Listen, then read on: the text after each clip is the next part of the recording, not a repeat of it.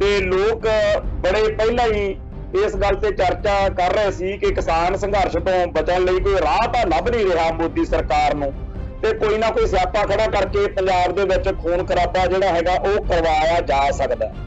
ਪੰਜਾਬ ਦੇ ਲੋਕਾਂ ਨੇ ਇਸ ਵੇਲੇ ਇਹ ਮਹਿਸੂਸ ਕਰਨਾ ਸ਼ੁਰੂ ਕੀਤਾ ਹੋਇਆ ਕਿ ਹਾਲਾਤ ਬਿਲਕੁਲ ਉਹ ਬਣੇ ਹੋਏ ਨੇ ਜਿਹੜੇ 1981-82 ਵਿੱਚ ਸੀ। ਉਦੋਂ ਵੀ ਅੱਜ ਵਾਂਗੂ ਧਰਮ ਯੁੱਧ ਮੋਰਚਾ ਲੱਗਿਆ ਹੋਇਆ ਸੀ। ਮੋਦੀ ਸਰਕਾਰ ਜਿਹੜੀ ਆ ਉਹ 3 ਕਾਲੇ ਕਾਨੂੰਨ ਵਾਪਸ ਨਹੀਂ ਲੈਣਾ ਚਾਹੁੰਦੀ ਖੇਤੀ ਵਾਲੇ, ਪਰ ਉਹ ਇਸ ਸੰਘਰਸ਼ ਦਾ, ਇਸ ਮੋਰਚੇ ਦਾ ਅੰਤ ਵੀ ਚਾਹੁੰਦੀ ਆ ਜਿਹੜਾ ਉਹਨੂੰ ਪਿਛਲੇ 1.5 ਸਾਲ ਤੋਂ ਲਗਾਤਾਰ ਤੰਗ ਕਰ ਰਿਹਾ। ਪੰਜਾਬ ਦਾ ਜਿਹੜਾ ਹਿੰਦੂ ਆ ਉਹ ਦਿੱਲੀ ਦੀ ਬੋਲੀ ਬੋਲ ਰਿਹਾ, ਉਹਨੂੰ ਕਿਸਾਨ ਸੰਘਰਸ਼ ਨਾਲ ਉਹੋ ਜਿਹਾ ਸਰੋਕਾਰ ਨਹੀਂ ਹੈ ਜਿਹੋ ਜਿਹਾ ਅਸਲ ਵਿੱਚ ਉਹਨੂੰ ਹੋਣਾ ਚਾਹੀਦਾ। ਦੀ ਸਰਕਾਰ ਨੂੰ ਲੱਗਦਾ ਕਿ ਕਿਸਾਨ ਸੰਘਰਸ਼ ਜਿਹੜਾ ਹੈ ਜਿੱਥੇ ਜਿੱਥੇ ਵੋਟਾਂ ਪੈਂਦੀਆਂ ਨੇ ਉੱਥੇ ਮੇਰੇ ਲਈ ਖਤਰਨਾਕ ਸਿੱਧ ਹੁੰਦਾ। ਸੋ ਇਸ ਦਾ ਕੋਈ ਹੱਲ ਕੱਢ ਕੇ ਮੈਂ ਅੱਗੇ ਆਪਦੀ ਜਿਹੜੀ ਸਿਆਸਤ ਵਾ ਉਹਦੇ ਲਈ ਕੋਈ ਹਿਸਾਬ ਕਿਤਾਬ ਬਣਾਵਾਂ, ਇਹ ਗੱਲ ਇਸ ਵੇਲੇ ਮੋਦੀ ਸਰਕਾਰ ਲਈ ਉਵੇਂ ਹੀ ਆ ਜਿਵੇਂ 1982-83 ਤੋਂ ਬਾਅਦ ਵਿੱਚ 84 ਤੱਕ ਇੰਦਰਾ ਗਾਂਧੀ ਦੀ ਸਰਕਾਰ ਨੂੰ ਲੱਗਦਾ ਸੀ। TV 84 ਉੱਤੇ ਪ੍ਰੋਗਰਾਮ ਖਬਰ ਦੀ ਖਬਰ ਦੇਖਣ ਵਾਲੇ ਸਾਰੇ ਦਰਸ਼ਕਾਂ ਨੂੰ ਮੈਂ ਸਰਬਜੀਤ ਸਿੰਘ ਘੁਮਾਣ ਫਤਿਹ ਅਰਜ ਕਰਦਾ ਜੀ। ਵਾਹਿਗੁਰੂ ਜੀ ਕਾ ਖਾਲਸਾ, ਵਾਹਿਗੁਰੂ ਜੀ ਕੀ ਫਤਿਹ। ਇਸ ਵੇਲੇ ਸਾਰੇ ਪੰਜਾਬ ਦੇ ਵਿੱਚ ਬੜੀ ਖਲਬਲੀ ਮੱਚੀ ਹੋਈ ਆ ਕਿਉਂਕਿ BSF ਨੂੰ ਸਰਹੱਦ ਦੇ 50 ਕਿਲੋਮੀਟਰ ਅੰਦਰ ਤੱਕ ਦੀ ਕਾਰਵਾਈ ਦੇ ਅਧਿਕਾਰ ਜਿਹੜੇ ਦਿੱਤੇ ਗਏ ਆ ਮੋਦੀ ਸਰਕਾਰ ਵੱਲੋਂ, ਉਹਦੀ ਕਰਕੇ ਬੜੇ ਤਰ੍ਹਾਂ ਦੀ ਚਰਚਾ ਜਿਹੜੀ ਆ ਉਹ ਭਖੀ ਹੋਈ। ਅੱਜ ਦੇ ਅਜੀਤ ਅਖਬਾਰ ਦੀ ਖਬਰ ਆਪਾਂ ਪੜ੍ਹਦੇ ਹਾਂ। ਕੇਂਦਰ ਸਰਕਾਰ ਨੇ ਨੋਟੀਫਿਕੇਸ਼ਨ ਜਾਰੀ ਕਰਦਿਆਂ BSF ਦੇ ਅਧਿਕਾਰ ਖੇਤਰ ਵਿੱਚ ਇਜ਼ਾਫਾ ਕਰਦੇ ਹੋਏ ਉਹਨਾਂ ਦੇ ਅਧਿਕਾਰ ਖੇਤਰ ਨੂੰ 15 ਕਿਲੋਮੀਟਰ ਤੋਂ ਵਧਾ ਕੇ 50 ਕਿਲੋਮੀਟਰ ਤੱਕ ਕਰ ਦਿੱਤਾ ਤੇ ਹੁਣ BSF ਅਧਿਕਾਰੀਆਂ ਨੂੰ ਗ੍ਰਿਫਤਾਰੀ, ਤਲਾਸ਼ੀ ਤੇ ਜ਼ਬਤੀ ਦੀਆਂ ਸ਼ਕਤੀਆਂ ਦਿੱਤੀਆਂ ਗਈਆਂ। BSF ਅਧਿਕਾਰੀ ਪੰਜਾਬ, ਪੱਛਮੀ ਬੰਗਾਲ ਤੇ ਅਸਾਮ 'ਚ ਗ੍ਰਿਫਤਾਰੀ ਅਤੇ ਤਲਾਸ਼ੀ ਲੈ ਸਕਣਗੇ। BSF ਨੂੰ CRPC Punjab passport act and passport entry to India act ਤਹਿਤ ਇਹ ਕਾਰਵਾਈ ਕਰਨ ਦਾ ਅਧਿਕਾਰ ਮਿਲਿਆ ਹੋਇਆ।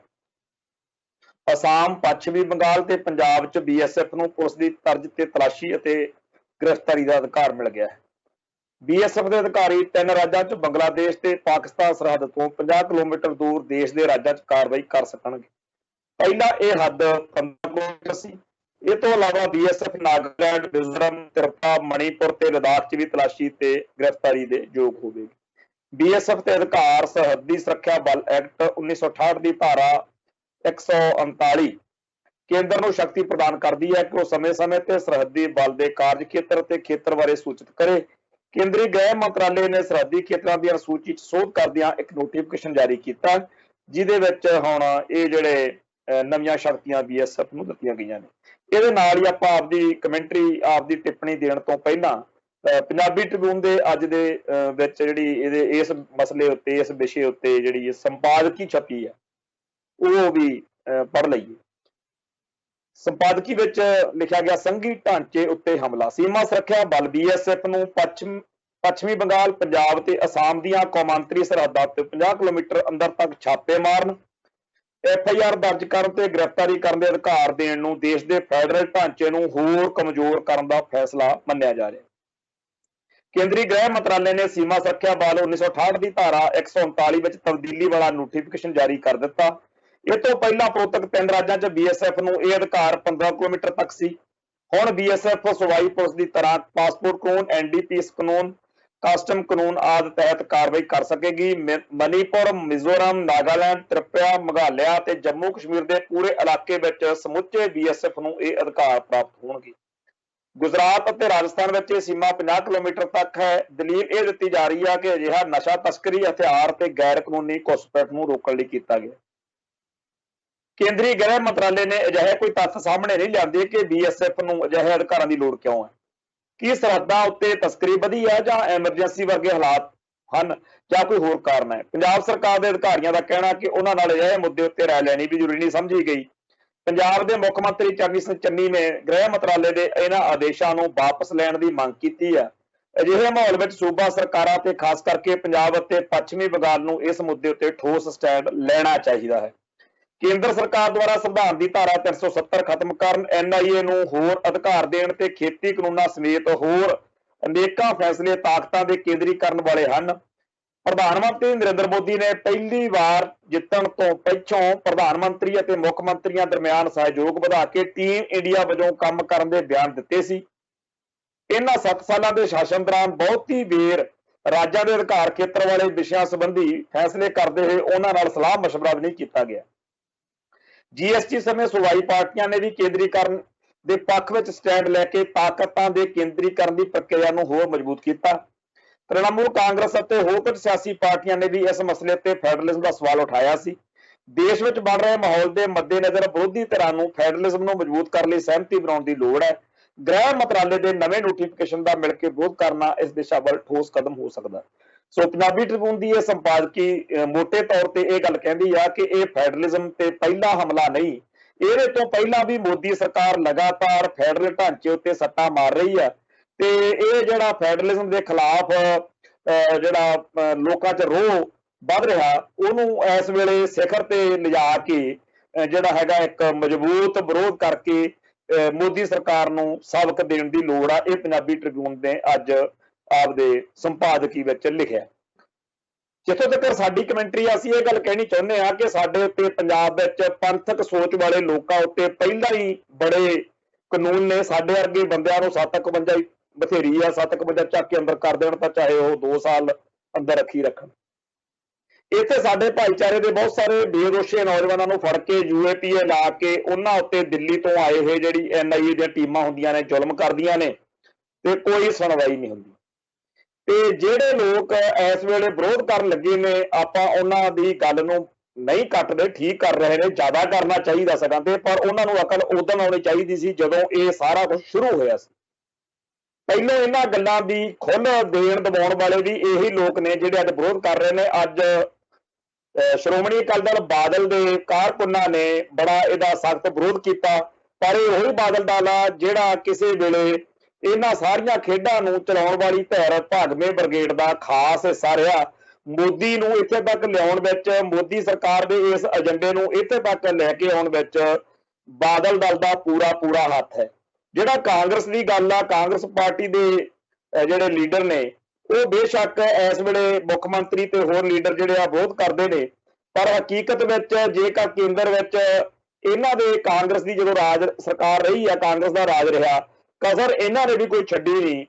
ਤੇ ਕੈਪਟਨ ਅਮਰਿੰਦਰ ਸਿੰਘ ਕਿਉਂਕਿ ਨਵਾਂ ਕੁਰਸੀ ਤੋਂ ਲੱਥ ਕੇ ਭਾਜਪਾ ਦੇ ਵਿੱਚ ਉਹ ਚਹੇਤਾ ਬਣਨਾ ਚਾਹੁੰਦਾ, ਤੇ ਇਸ ਕਰਕੇ ਉਹਨੇ ਤਾਂ ਭਾਜਪਾ ਦੇ ਹਰ ਕਦਮ ਦੀ ਜਿਹੜੀ ਆ ਹਮਾਇਤ ਉਹ ਕਰਨੀ ਹੁੰਦੀ ਆ। ਉਹ ਭਾਜਪਾ ਨੂੰ ਖੁਸ਼ ਕਰਨ ਲਈ ਉਹ ਲਗਾਤਾਰ ਜਿਹੜਾ ਹੈਗਾ ਇਸ ਮਸਲੇ ਉੱਤੇ ਕਹਿ ਰਿਹਾ ਹੈਗਾ ਕਿ ਜੋ ਕੀਤਾ ਇਹ ਬਿਲਕੁਲ ਠੀਕ ਕੀਤਾ ਗਿਆ। ਪਰ ਇਸ ਜਿਹੜਾ ਮੂਵ ਆ, ਇਹ ਜਿਹੜਾ ਅਧਿਕਾਰ ਖੇਤਰ ਵਧਾਇਆ ਗਿਆ, ਇਹ ਇੱਕ ਤਾਂ ਗੱਲ ਇਹ ਹੈਗੀ ਇਕੱਲੇ ਪੰਜਾਬ 'ਚ ਨਹੀਂ, ਬਾਕੀ ਵੀ ਜਿਹੜੇ ਬਾਰਡਰ ਦੇ ਬਹੁਤ ਸਾਰੇ ਰਾਜ ਨੇ ਉੱਥੇ ਆ, ਪਰ ਬਾਕੀ ਥਾਵਾਂ ਦੀ ਸਮੱਸਿਆ ਸਾਡੇ ਨਾਲ ਨਹੀਂ ਮਿਲਦੀ। ਸਾਡੀ ਸਮੱਸਿਆ ਦੇ ਨਾਲ ਇੱਕ ਚੀਜ਼ ਜੁੜ ਜਾਂਦੀ ਆ, ਸਿੱਖ ਐਂਗਲ। ਪੰਜਾਬ ਉਹ ਧਰਤੀ ਆ ਜਿੱਥੇ ਉਹ ਲੋਕ ਵਸਦੇ ਆ ਜਿਨ੍ਹਾਂ ਦੀ ਬੋਲੀ, ਧਰਮ ਅਤੇ ਸੱਭਿਆਚਾਰ ਨੂੰ ਇੰਡੀਅਨ ਸਟੇਟ ਸਿਸਟਮ ਕ੍ਰਸ਼ ਕਰਨਾ ਚਾਹੁੰਦਾ, ਮਲੀਆ ਮੀਟ ਕਰਨਾ ਚਾਹੁੰਦਾ। ਪਿਛਲੇ 70 ਸਾਲ ਤੋਂ ਕੋਈ ਕਸਰ ਨਹੀਂ ਛੱਡੀ, ਚਾਹੇ ਰਾਜ ਕਾਂਗਰਸ ਦਾ ਸੀ, ਚਾਹੇ ਹੁਣ ਮੋਦੀ ਵਾਲੀ ਭਾਜਪਾ ਦਾ। ਸਾਡੇ ਦੁਆਲੇ ਇਹ ਪਿਛਲੇ ਲਗਾਤਾਰ 40-50 ਸਾਲ ਤੋਂ ਹੋਏ ਨੇ।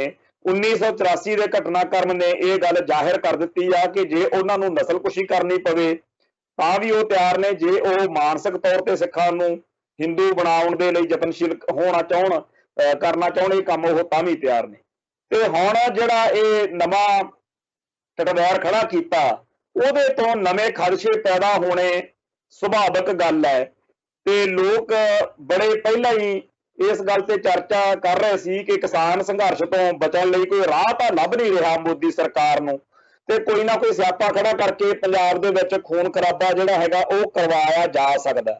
ਕਿਹਾ ਤਾਂ ਇਹ ਜਾ ਰਿਹਾ ਕਿ ਇਹ ਜਿਹੜੀ ਬਾਰਡਰ ਤੋਂ ਜੀ ਨਸ਼ਾ ਆ ਰਿਹਾ ਜਾਂ ਹੋਰ ਗੜਬੜਾਂ ਨੇ ਉਹਨਾਂ ਨੂੰ ਰੋਕਣ ਲਈ ਕੀਤਾ ਜਾ ਰਿਹਾ, ਪਰ ਬਾਕੀ ਸਾਰੇ ਭਾਰਤ ਦੇ ਜਿਹੜੇ ਬਾਰਡਰ ਦੇ ਨਾਲ ਲੱਗਦੇ ਇਲਾਕੇ ਆ ਉਹਨਾਂ ਦੀ ਹੋਰ ਤਰ੍ਹਾਂ ਦੀ ਕਹਾਣੀ ਆ। ਪੰਜਾਬ ਦੇ ਲੋਕਾਂ ਨੇ ਇਸ ਵੇਲੇ ਇਹ ਮਹਿਸੂਸ ਕਰਨਾ ਸ਼ੁਰੂ ਕੀਤਾ ਹੋਇਆ ਕਿ ਹਾਲਾਤ ਬਿਲਕੁਲ ਉਹ ਬਣੇ ਹੋਏ ਨੇ ਜਿਹੜੇ 1981-82 ਵਿੱਚ ਸੀ। ਉਦੋਂ ਵੀ ਅੱਜ ਵਾਂਗੂ ਧਰਮ ਯੁੱਧ ਮੋਰਚਾ ਲੱਗਿਆ ਹੋਇਆ ਸੀ, ਜਿਹਦੇ ਮੂਹਰੇ ਉਸ ਮੌਕੇ ਦੀ ਸਰਕਾਰ ਬੇਵੱਸ ਅਤੇ ਲਾਚਾਰ ਸੀ, ਕਿਉਂਕਿ ਸ਼ਾਂਤੀਪੂਰਵਕ ਤਰੀਕੇ ਨਾਲ ਇੱਕ ਇਹੋ ਜਿਹਾ ਜਿਹੜਾ ਮੋਰਚਾ ਚੱਲ ਰਿਹਾ ਸੀ ਜਿਹਦੇ ਵਿੱਚ ਪੰਜਾਬ ਦੇ ਹੱਕੀ ਮੰਗਾਂ ਦੀ ਗੱਲ ਜਿਹੜੀ ਸੀ ਉਹਦੇ ਸਾਹਮਣੇ ਜਿਹੜੇ ਵਿਚੋਲੇ ਸੀ ਜਾਂ ਜਿਹੜੀ ਸਟੇਟ ਸਿਸਟਮ ਸੀ ਉਹ ਮੰਨਣਾ ਤਾਂ ਚਾਹੁੰਦੇ ਸੀ ਇਹਨਾਂ ਮੰਗਾਂ ਨੂੰ, ਹੱਕਾਂ ਨੂੰ। ਜਿਵੇਂ ਹੁਣ ਮੋਦੀ ਸਰਕਾਰ ਜਿਹੜੀ ਆ ਉਹ 3 ਕਾਲੇ ਕਾਨੂੰਨ ਵਾਪਸ ਨਹੀਂ ਲੈਣਾ ਚਾਹੁੰਦੀ ਖੇਤੀ ਵਾਲੇ, ਪਰ ਉਹ ਇਸ ਸੰਘਰਸ਼ ਦਾ, ਇਸ ਮੋਰਚੇ ਦਾ ਅੰਤ ਵੀ ਚਾਹੁੰਦੀ ਆ ਜਿਹੜਾ ਉਹਨੂੰ ਪਿਛਲੇ 1.5 ਸਾਲ ਤੋਂ ਲਗਾਤਾਰ ਤੰਗ ਕਰ ਰਿਹਾ। ਤੇ ਜਿਵੇਂ ਧਰਮ ਯੁੱਧ ਮੋਰਚਾ ਜਿਹੜਾ ਸੀ ਉਸ ਮੌਕੇ ਬਹੁਤ ਸਾਰੇ ਜਿਹੜੇ ਕੂੜ ਪ੍ਰਚਾਰ ਕਰਨ ਵਾਲੇ ਅਖਬਾਰ ਤੇ ਹੋਰ ਚੀਜ਼ਾਂ ਸੀਗੀਆਂ।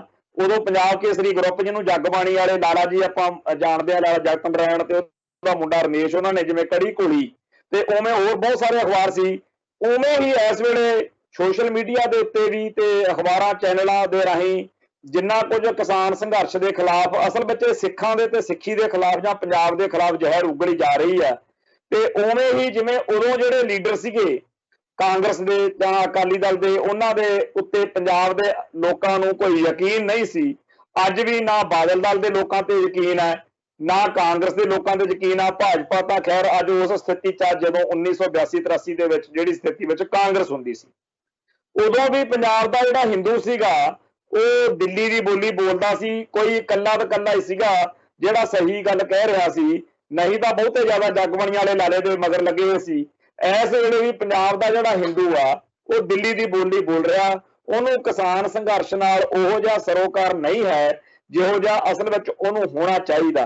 ਤੇ 1982-83 ਦੇ ਵਿੱਚ ਜਿਵੇਂ ਇੰਦਰਾ ਸਰਕਾਰ ਨੂੰ ਖਤਰਾ ਲੱਗਦਾ ਸੀ ਕਿ ਅਗਲੀ ਇਲੈਕਸ਼ਨ ਜਿਹੜੀ ਹੈਗੀ ਹੈ ਜੇ ਜਿੱਤਣੀ ਆ ਤਾਂ ਮੈਨੂੰ ਕੁਝ ਕਰਕੇ ਦਿਖਾਉਣਾ ਚਾਹੀਦਾ, ਉਵੇਂ ਇਸ ਵੇਲੇ ਮੋਦੀ ਸਰਕਾਰ ਨੂੰ ਲੱਗਦਾ ਕਿ ਕਿਸਾਨ ਸੰਘਰਸ਼ ਜਿਹੜਾ ਹੈ ਜਿੱਥੇ ਜਿੱਥੇ ਵੋਟਾਂ ਪੈਂਦੀਆਂ ਨੇ ਉੱਥੇ ਮੇਰੇ ਲਈ ਖਤਰਨਾਕ ਸਿੱਧ ਹੁੰਦਾ। ਸੋ ਇਸ ਦਾ ਕੋਈ ਹੱਲ ਕੱਢ ਕੇ ਮੈਂ ਅੱਗੇ ਆਪਦੀ ਜਿਹੜੀ ਸਿਆਸਤ ਵਾ ਉਹਦੇ ਲਈ ਕੋਈ ਹਿਸਾਬ ਕਿਤਾਬ ਬਣਾਵਾਂ। ਇਹ ਗੱਲ ਇਸ ਵੇਲੇ ਮੋਦੀ ਸਰਕਾਰ ਲਈ ਉਵੇਂ ਹੀ ਆ ਜਿਵੇਂ 1982-83 ਤੋਂ ਬਾਅਦ ਵਿੱਚ 84 ਤੱਕ ਇੰਦਰਾ ਗਾਂਧੀ ਦੀ ਸਰਕਾਰ ਨੂੰ ਲੱਗਦਾ ਸੀ।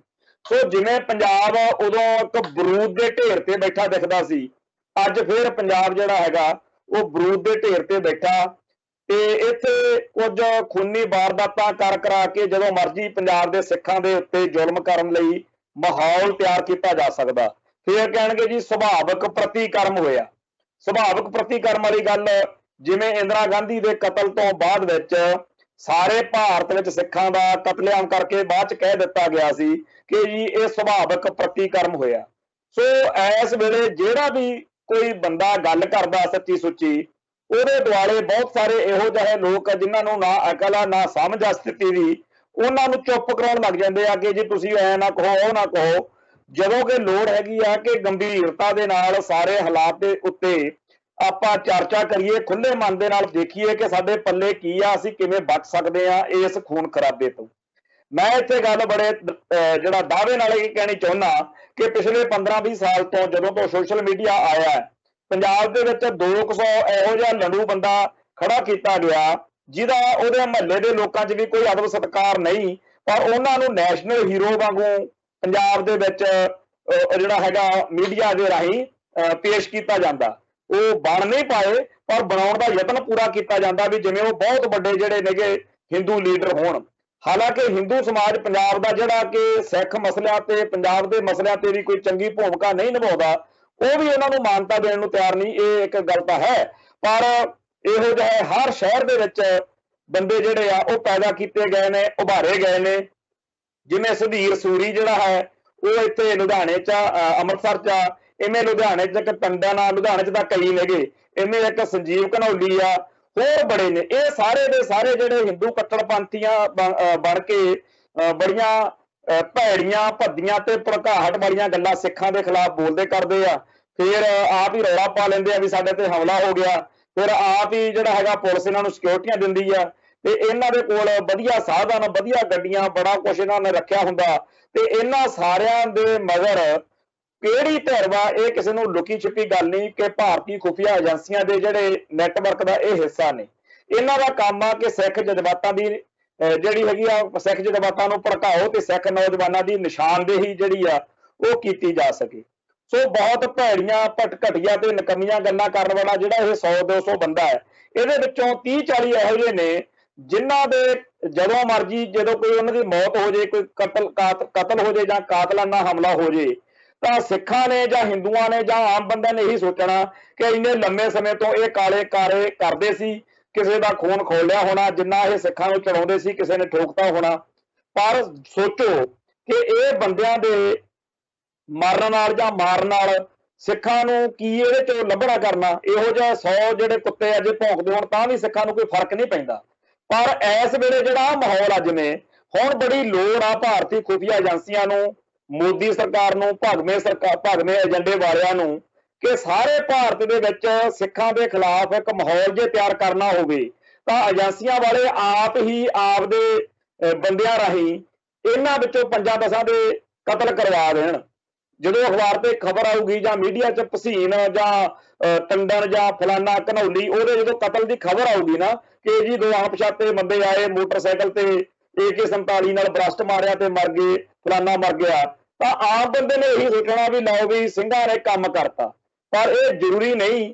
ਪਿੱਛੇ ਜੇ ਇੱਕ ਜਦੋਂ ਕਸ਼ਮੀਰ ਤੇ 370 ਧਾਰਾ ਵਾਲੇ ਮਸਲੇ ਤੋਂ ਬਾਅਦ ਵਿੱਚ ਤੁਸੀਂ ਜਾਣਦੇ ਹੋ ਕਿ ਉੱਥੇ ਦਵਿੰਦਰਪਾਲ ਸਿੰਘ ਨਾਂ ਦਾ ਇੱਕ ਅਫਸਰ ਫੜਿਆ ਸੀਗਾ, ਬੜਾ ਸੀਨੀਅਰ ਪੁਲਿਸ ਅਫਸਰ ਸੀ। ਉਹ ਅਫਸਰ ਦੇ ਕੋਲੋਂ ਨਾਲ ਉਹਦੇ ਜਿਹੜੇ ਸੀ ਬੰਦੇ ਅਸਲਾਧਾਰੀ ਉਹ ਫੜੇ ਗਏ, ਜਿਨ੍ਹਾਂ ਤੋਂ ਜੇ ਦਿੱਲੀ ਚ ਲਿਜਾ ਕੇ ਕੋਈ ਵਾਰਦਾਤ ਕਰਵਾ ਦਿੰਦੇ ਤਾਂ ਉਹ ਵਾਰਦਾਤ ਹੋਣੀ ਤਾਂ ਸੀ ਸਰਕਾਰ ਦਾ ਕੰਮ, ਸਟੇਟ ਦਾ ਇੱਕ ਆਪਰੇਸ਼ਨ। ਪਰ ਅਸਲ ਵਿੱਚ ਕੀ ਸੀ, ਲੋਕਾਂ ਨੇ ਇਹ ਲੈਣਾ ਸੀ, ਮਤਲਬ ਕਸ਼ਮੀਰਦਿਆਂ ਨੇ ਲੈ ਲਈ ਸਾਡੇ ਬੰਦਿਆਂ ਨੇ ਦਿੱਲੀ 'ਚ ਜਾ ਕੇ ਪੜਾਕੇ ਪਾਤੇ। ਇਹ ਜਿਹੜੀਆਂ ਇਹੋ ਜਿਹੀਆਂ ਚਾਲਾਂ ਨੇ ਇਹ ਖਾੜਕੂ ਲਹਿਰ ਦੌਰਾਨ ਪੰਜਾਬ 'ਚ ਇੰਨੀਆਂ ਕਿ ਚੱਲੀਆਂ ਜਾ ਚੁੱਕੀਆਂ ਨੇ ਵੀ ਹੁਣ ਆਪਾਂ ਨੂੰ ਇਹ ਆਮ ਗੱਲ ਹੋਈ ਹੋਈ ਆ, ਹਰੇਕ ਬੰਦੇ ਨੂੰ ਸਮਝ ਹੋਣੀ ਚਾਹੀਦੀ ਆ ਕਿ ਕਿਵੇਂ ਸਟੇਟ ਏਜੰਸੀਆਂ ਜਿਹੜੀਆਂ ਖੁਫੀਆ ਏਜੰਸੀਆਂ ਨੇ ਕਿਵੇਂ ਆਪਰੇਟ ਕਰਦੀਆਂ ਨੇ। ਸੋ ਜਿਹੜੇ ਆ ਬੰਦੇ ਉਭਾਰੇ ਨੇ, ਨਾ ਇਹਨਾਂ ਦੇ ਕੋਈ ਪਿਛੋਕੜ ਆ, ਨਾ ਕੋਈ ਇਹ ਜ਼ਿੰਮੇਵਾਰ ਬੰਦੇ ਨੇ, ਨਾ ਇਹਨਾਂ ਦੇ ਘਰਦਿਆਂ ਨੂੰ ਕੋਈ ਹੈ। ਇਹਦਾ ਕਈਆਂ ਦੇ ਘਰ ਦੇ ਬੜੇ ਹੈਰਾਨ ਪਰੇਸ਼ਾਨ ਹੋਣੇ ਆ ਵੀ ਸਾਡੇ ਛੋਕਰੇ ਜਿਹਨੂੰ ਅਸੀਂ ਘਰ 'ਚ ਕਦੇ ਚੱਜ ਨਾ ਕਦੇ ਦਾਲ ਸਬਜ਼ੀ ਬਣਾਉਣ ਮੌਕੇ ਰਾਇ ਨਹੀਂ ਪੁੱਛਦੇ ਵੀ ਕਿਹੜੀ ਬਣਨੀ ਆ ਰੋਟੀ, ਘਰ 'ਚ ਅੱਜ ਦਾਲ ਸਬਜ਼ੀ ਕਿਹੜੀ ਬਣਨੀ ਆ। ਇਹਨਾਂ ਨੂੰ ਏਡੀਆਂ ਸਿਕਿਉਰਟੀਆਂ ਸਰਕਾਰਾਂ ਕੋਲ ਦਿੰਦੀਆਂ ਰਹੀਆਂ। ਸੋ ਜਿਹੜੇ ਇਸ ਤਰ੍ਹਾਂ ਦੇ ਇਹ ਬੰਦੇ ਨੇ, ਇਸ ਏਜੰਸੀਆਂ ਨੇ ਉਭਾਰੇ, ਹੁਣ ਏਜੰਸੀਆਂ ਨੇ ਆਪ ਹੀ ਕਤਲ ਕਰਵਾ ਦੇਣੇ ਆ ਤੇ ਜ਼ਿੰਮੇਵਾਰੀ ਪਾ ਦੇਣੀ ਆ ਸਿੱਖ ਕੌਮ ਦੇ ਉੱਤੇ ਕਿ ਦੇਖੋ ਜੀ ਇਹਨਾਂ ਨੇ ਸਿੱਖਾਂ ਨੇ ਇਹਨਾਂ ਨੂੰ ਮਾਰਤਾ ਕਿਉਂਕਿ ਸਿੱਖ ਜਿਹੜੇ ਨੇ ਇਹਨਾਂ ਤੋਂ ਦੁਖੀ ਸੀ, ਕਿਉਂਕਿ ਸਿੱਖ ਜਜ਼ਬਾਤਾਂ ਨੂੰ ਇਹ ਛੇੜਖਾਨੀਆਂ ਕਰਦੇ ਸੀ। ਉਸ ਤੋਂ ਬਾਅਦ ਵਿੱਚ ਜਦੋਂ ਲਗਾਤਾਰ ਇਹੋ ਜਿਹੀਆਂ ਵਾਰਦਾਤਾਂ ਹੋ ਜਾਣ 5-10, ਫਿਰ ਮਾਹੌਲ ਜਿਹੜਾ ਹੈਗਾ ਮੀਡੀਆ ਦੇ ਵਿੱਚ ਲਗਾਤਾਰ, ਜਿਵੇਂ 26 ਜਨਵਰੀ ਵਾਲੇ ਘਟਨਾਕ੍ਰਮ ਤੋਂ ਬਾਅਦ ਉਧਰੋਂ ਤਾਂ ਕਾਮਰੇਡਾਂ ਨੇ ਭਕਾਈ ਮਾਰੀ, ਉਧਰੋਂ ਮੀਡੀਆ ਵਾਲੇ ਲੱਗੇ ਤੇ ਬਹੁਤ ਇੱਕ ਮਾਹੌਲ ਜਿਹੜਾ ਮੀਡੀਆ ਦੇ ਵਿੱਚ ਕ੍ਰੀਏਟ ਕਰਤਾ। ਆਮ ਬੰਦਾ ਇਹ ਅੱਜ ਵੀ ਉਹੀ ਗੱਲਾਂ ਚੱਲਦੀਆਂ ਰਹੀਆਂ ਵੀ ਅਖਬਾਰ 'ਚ ਆਇਆ ਜੀ, ਟੈਲੀਵਿਜ਼ਨ ਤੇ ਆਇਆ ਜੀ।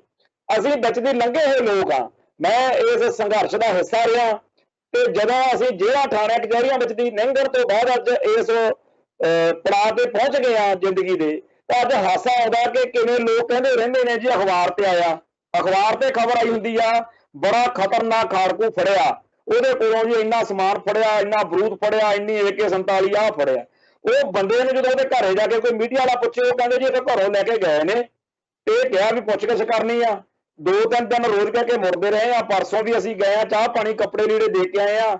ਕੱਲ ਸਾਨੂੰ ਪਤਾ ਲੱਗਿਆ ਵੀ ਪ੍ਰੈਸ ਕਾਨਫਰੰਸ ਕਰਤੀ, ਉਹਦੇ ਕੋਲ ਤਾਂ AK-47 ਫੜੀਆਂ ਗਈਆਂ।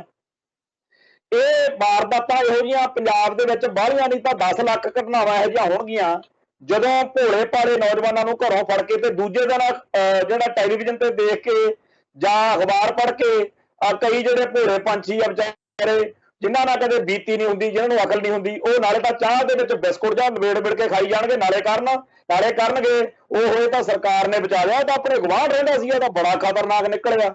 ਉਹ ਏਦਾਂ ਦੀਆਂ ਘਟਨਾਵਾਂ ਜਿਸ ਰਾਜ ਵਿੱਚ ਆਮ ਗੱਲ ਹੋਵੇ, ਉਸ ਰਾਜ ਦੇ ਵਿੱਚ ਇੱਕ ਮੀਡੀਆ ਰਾਹੀਂ ਇਹ ਭੈੜਾ ਮਾਹੌਲ ਸਿਰਜਣਾ ਕਿ ਜੀ ਪੰਜਾਬ ਦੇ ਵਿੱਚ ਤਾਂ ਹਿੰਦੂਆਂ ਦਾ ਕਤਲੇਆਮ ਸ਼ੁਰੂ ਕਰਨ ਲੱਗੇ ਨੇ ਤੇ ਇਹਦਾ ਰਿਜ਼ਲਟ ਕੀ ਨਿਕਲੂਗਾ। ਇੱਕ ਤਾਂ ਸਾਰੇ ਭਾਰਤ ਦਾ ਜਿਹੜਾ ਹਿੰਦੂ ਹੈ ਉਹ ਕਹੂਗਾ ਕਿ ਸਿੱਖਾਂ ਨੂੰ ਕਾਬੂ ਕਰਨ ਲਈ ਕੁਝ ਕਾਰਵਾਈ ਕਰੋ ਜੀ, ਛੇਤੀ ਕਰੋ, ਜਿਵੇਂ 1984 ਚ ਇੰਦਰਾ ਗਾਂਧੀ ਨੇ ਮਾਹੌਲ ਸਿਰਜਿਆ ਸੀ ਕਿ ਹੁਣ ਤੁਹਾਨੂੰ ਨਹੀਂ ਬਚਾ ਸਕਦੀ।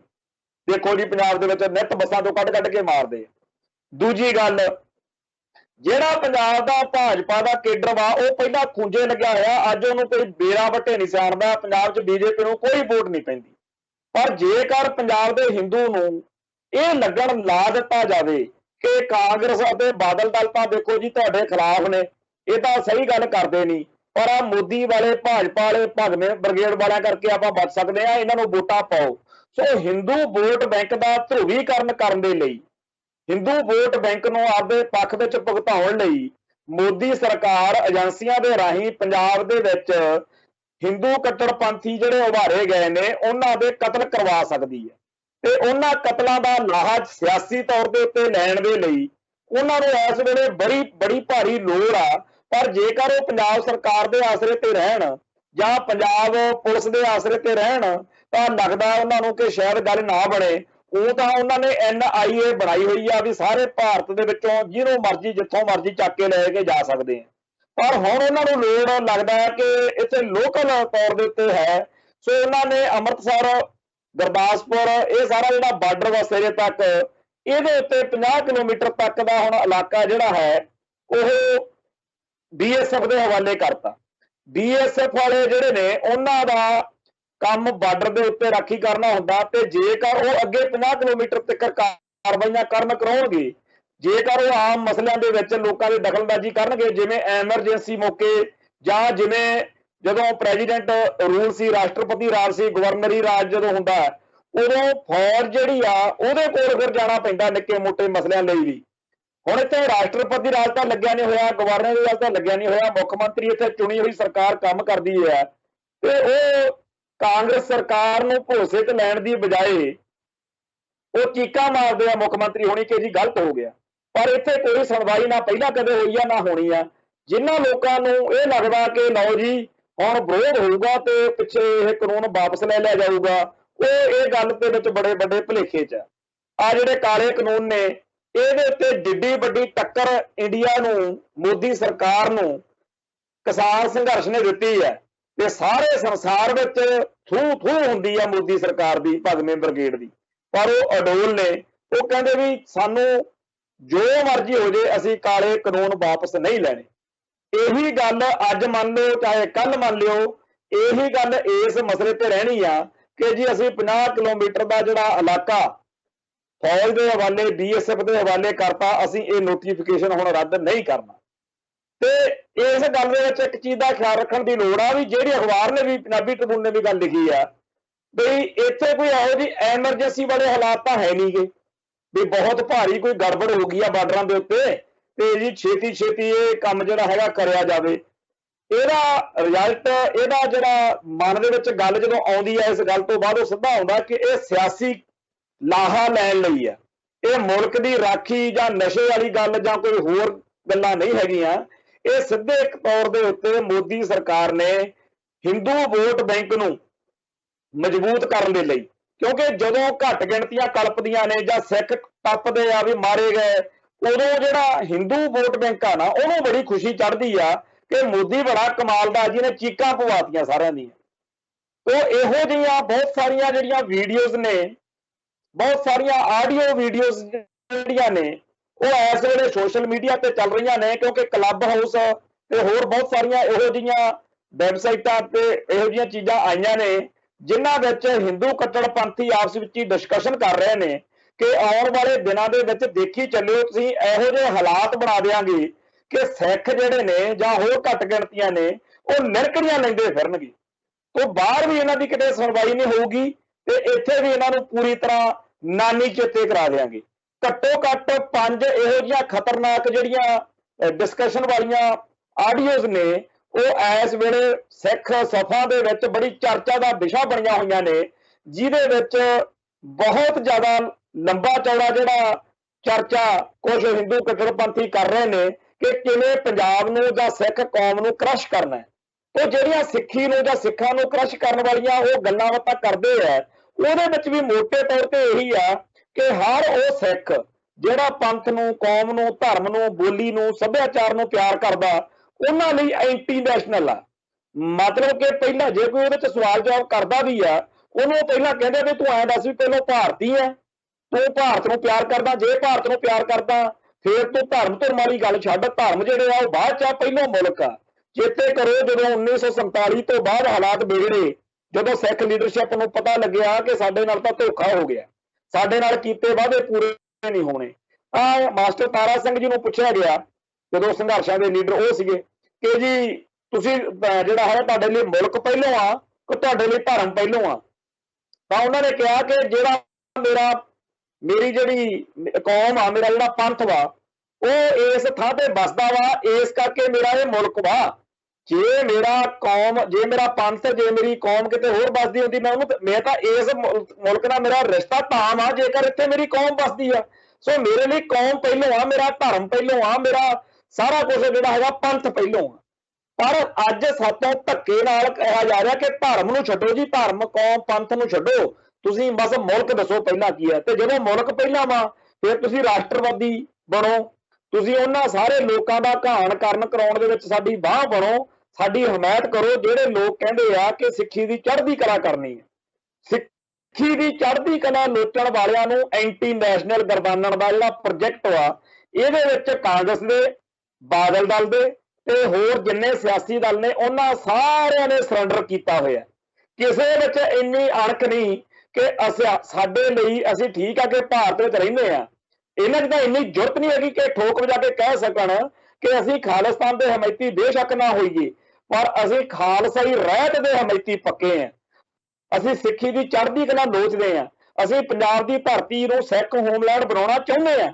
ਔਰ ਇਹ ਗੱਲਾਂ ਦੇ ਉੱਤੋਂ ਭੱਜ ਕੇ ਇਹਨਾਂ ਨੇ ਉਲਟਾ RSS ਦੇ ਏਜੰਡੇ ਮੂਹਰੇ ਸਰੈਂਡਰ ਕੀਤਾ ਹੋਇਆ। ਰਾਸ਼ਟਰਵਾਦ ਦਾ ਝੰਡਾ ਚੱਕ ਕੇ ਇਹਨਾਂ ਨੇ ਸਿੱਖੀ ਨੂੰ ਤੇ ਸਿੱਖਾਂ ਨੂੰ ਇੱਕ ਇਹੋ ਜਿਹੀ ਵਿਪਤਾ 'ਚ ਫਸਾ ਦਿੱਤਾ, ਜਿਹੜੇ ਆਉਣ ਵਾਲੇ ਦਿਨ ਨੇ ਉਹ ਇਸੇ ਸੋਚ ਦੇ ਤਹਿਤ ਅੱਗੇ ਖਤਰਨਾਕ ਹੋਣਗੇ। ਸੋ ਜਿਹੜਾ ਭਾਗਮਾ ਬ੍ਰਿਗੇਡ ਆ, ਜਿਹਦਾ ਨਿਸ਼ਾਨਾ ਪੰਜਾਬ ਦੀ ਧਰਤੀ ਉੱਤੇ ਹਿੰਦੂਇਜ਼ਮ ਨੂੰ ਮਜ਼ਬੂਤ ਕਰਨਾ ਹੈ, ਜਦੋਂ ਵੀ ਉਹਦੇ ਖਿਲਾਫ ਪੰਥਕ ਸੋਚ ਵਾਲੇ ਲੋਕ ਸਰਗਰਮ ਹੁੰਦੇ ਆ, ਉਸ ਮੌਕੇ ਸਭ ਤੋਂ ਪਹਿਲਾਂ ਦਹਾਈ ਕੌਣ ਪਾਉਣ ਆਊਗਾ? ਆ ਜਿਹੜੇ ਕਿਸਾਨ ਸੰਘਰਸ਼ ਵਿੱਚ ਬੜੇ ਹੋਏ ਕਾਮਰੇਡ ਨੇ, ਇਹ ਜੀ ਸਿੱਖ ਧੱਕਾ ਕਰਦੇ ਆ, ਸਿੱਖ ਵਿਰੋਧ ਐ ਕਰਨਾ ਚਾਹੀਦਾ, ਸਿੱਖਾਂ ਨੂੰ ਆਹ ਨਹੀਂ ਕਰਨਾ ਚਾਹੀਦਾ, ਸਿੱਖਾਂ ਨੂੰ। ਅੱਜ ਇਹਨਾਂ ਲੋਕਾਂ 'ਚ ਇੰਨੀ ਜੁਰਤ ਨਹੀਂ ਹੈਗੀ ਕਿ ਠੋਕ ਵਜਾ ਕੇ ਕਹਿ ਸਕਣ ਕਿ ਜਦੋਂ ਸਿੱਖਾਂ ਦੀ ਧਰਤੀ ਸਮਝੀ ਜਾਂਦੀ ਪੰਜਾਬ ਦੀ ਧਰਤੀ ਉੱਤੇ, ਤੁਸੀਂ ਭਾਈ ਇਹੋ ਜਿਹੇ ਕਾਲੇ ਕਾਨੂੰਨ ਲੈ ਕੇ ਆਓਗੇ, ਜਦੋਂ ਤੁਸੀਂ ਇੱਥੇ ਗਲਤ ਚੀਜ਼ਾਂ, ਗਲਤ ਧਾਰਨਾਵਾਂ ਤੇ ਗਲਤ ਲੋਕਾਂ ਨੂੰ ਪ੍ਰੋਜੈਕਟ ਕਰੋਗੇ, ਤਾਂ ਵਿਰੋਧ ਸਿੱਖ ਹੀ ਕਰਨਗੇ, ਹੋਰ ਇੱਥੇ ਬੰਗਲਾਦੇਸ਼ ਦੇ ਲੋਕਾਂ ਨੇ ਆ ਕੇ ਕਰਨਾ। ਤਾਂ ਇਹ ਕਹਿੰਦੇ ਸੀ ਨਹੀਂ, ਸਿੱਖ ਹੀ ਆਉਂਦੇ ਆ ਜੀ ਹਰੇਕ ਗੱਲ ਦੇ ਵਿੱਚ। ਭਾਈ ਠੀਕ ਆ, ਸਾਨੂੰ ਸੱਚੇ ਪਾਤਸ਼ਾਹ ਨੇ ਇੰਨੇ ਜੋਗਾ ਕੀਤਾ ਹੋਇਆ ਕਿ ਅਸੀਂ ਠੋਕ ਵਜਾ ਕੇ ਆਪਦੀ ਧਰਮ ਦੀ, ਆਪਦੀ ਕੌਮ ਦੀ ਗੱਲ ਉਹ ਕਰਦੇ ਆ।